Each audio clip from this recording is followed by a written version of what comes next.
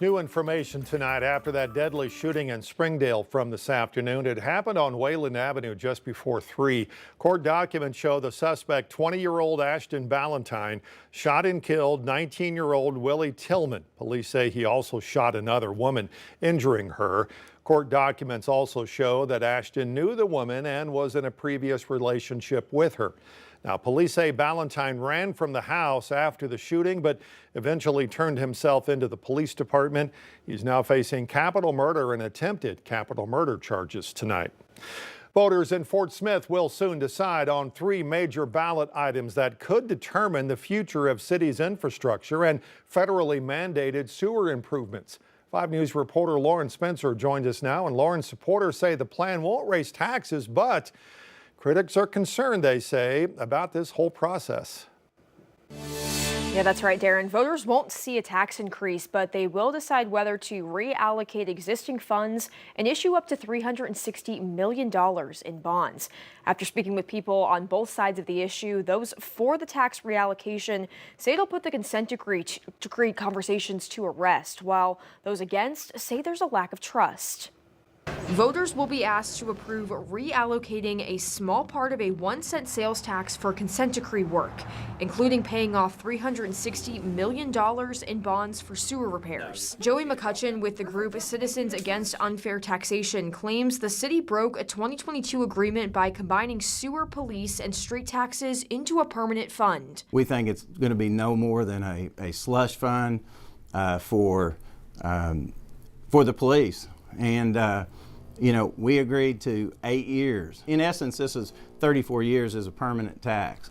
Levon Morton, the chairman for the Citizens Committee for Clean Water and Infrastructure, says the bond issue must be 34 years and says city directors are working to fix the 2022 issue. The city has no choice in this case. The term of the sales tax matches the term of the bonds.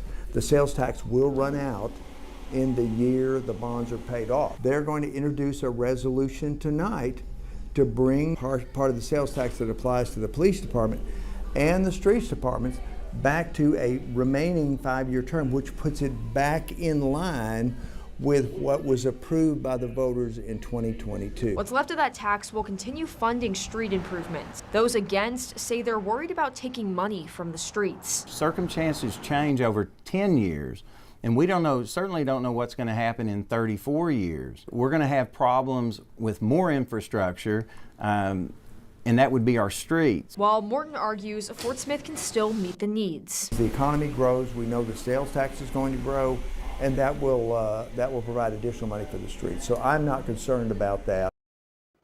Early voting begins Monday, and Election Day is May 13th. Lauren Spencer, 5 News. All right, Lauren, thanks. Fort Smith City Directors, meanwhile, tonight began the steps of disciplining City Human Resources Director Rick Lally. This after Rebecca Cowan was appointed to be the Fort Smith's Director of Internal Audit, then fired after it was learned she was wanted out of Leflore County on an outstanding warrant for stalking. After a nearly 3-hour closed-door discussion tonight, board voted to direct the acting city administrator to begin disciplinary action against Lally and to report back to the board in a few weeks.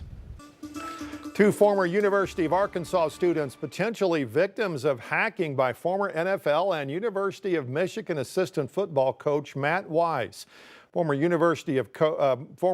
Wise has been indicted, accusing him of hacking into more than 150,000 student accounts nationwide, searching for intimate photos and videos. That indictment reads, Wise used the accounts of trainers and athletic directors to access student athletic databases at more than 100 institutions.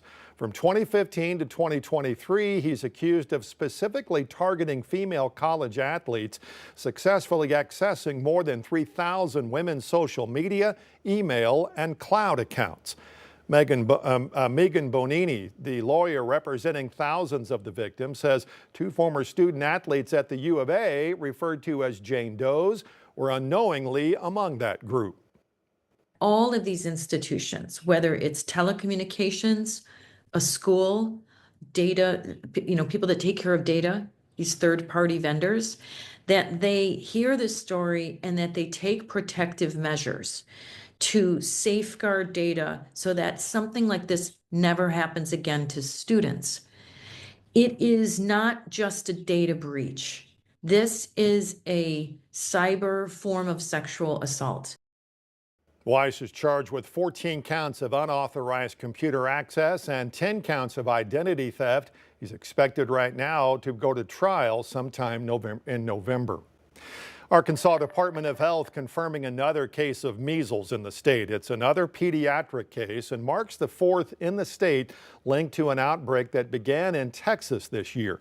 ADH says the child was not fully vaccinated and has no recent travel outside of Arkansas, so it's likely it's the first case of community spread tied to the outbreak. Child visited a medical center and dance studio in Conway while they were possibly contagious.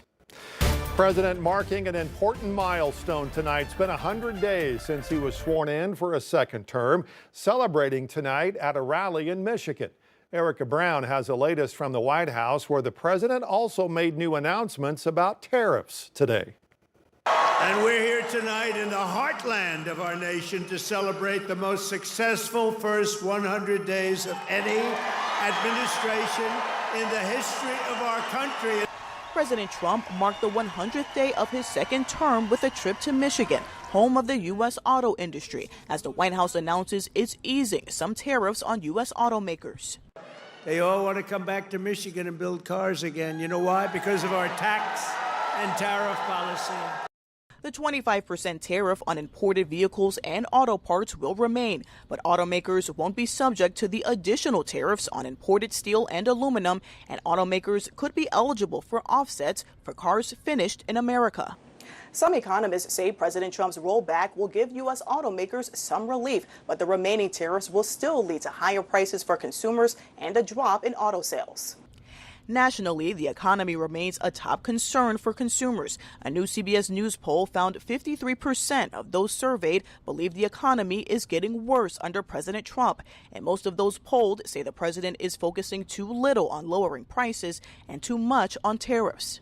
Trump's reckless tariffs are going to make high price of groceries, gas, housing, utilities, clothing, electronics, and other essential goods even worse. Also Tuesday, President Trump announced a series of new fighter jets for Selfridge Air National Guard Base in Michigan.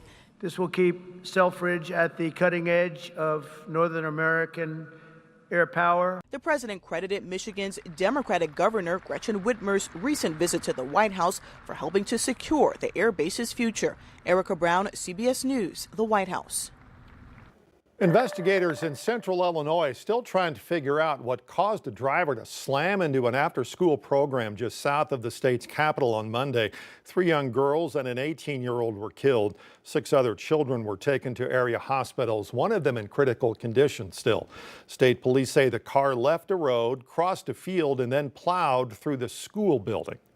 It's devastating to think that multiple lives that we had dozens and dozens of years ahead are just gone. Police identified the driver as 44-year-old Marianne Akers, a former food service employee at the elementary school. She was the only person in the car and taken to the hospital for evaluation.